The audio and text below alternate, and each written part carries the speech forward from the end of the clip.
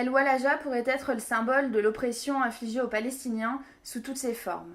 Cyrine, infatigable militante pacifiste, m'a fait découvrir la triste réalité de son village. This is Gilo, the first settlement that was built in the village land. And that's the church that I told you about. Où est-ce qu'on se trouve? Nous sommes à Al-Walaja, un petit village en bordure de Jérusalem, donc un emplacement stratégique, considéré comme un territoire disputé. Quelle est l'histoire autour de ce village? En 1948, on a été bombardé pendant plusieurs jours. On a finalement quitté le village. Beaucoup sont partis en Jordanie et d'autres sont partis vivre dans les grottes avoisinantes, comme ma famille. Ce n'est qu'en 1967 que nous avons compris qu'Israël resterait sur notre terre et nous avons commencé à reconstruire nos maisons un peu plus loin dans la vallée. Et en quoi les accords de paix de 1994 ont influé sur la vie du village? Suite aux accords d'Oslo, la moitié du village s'est retrouvée en zone C, sous contrôle israélien, et l'autre moitié en zone A. Aujourd'hui, dans cette région, plus de 200 000 personnes sont concernées par des problèmes de démolition de maisons, de confiscation de terres et de statuts.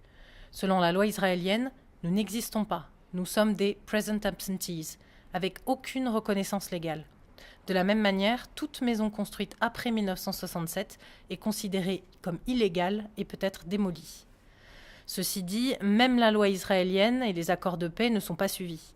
La ligne verte n'est pas respectée, notamment, et le mur empiète sur nos terres. Qu'en est-il du mur et des colonies, justement? En 2005, ils ont commencé la construction de Har Gilo, et leurs propres routes y conduisent. L'ironie, c'est qu'ils emploient des Palestiniens pour construire les bâtiments. Les gens le font en cachette, mais même s'ils sont dans le besoin, à mon sens, rien ne les excuse.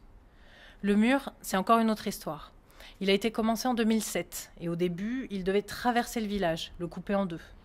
Nous nous sommes battus pour que ce ne soit pas le cas, et nous avons obtenu une victoire en demi-teinte. Le mur ne coupera pas notre village en deux, mais il va l'encercler totalement.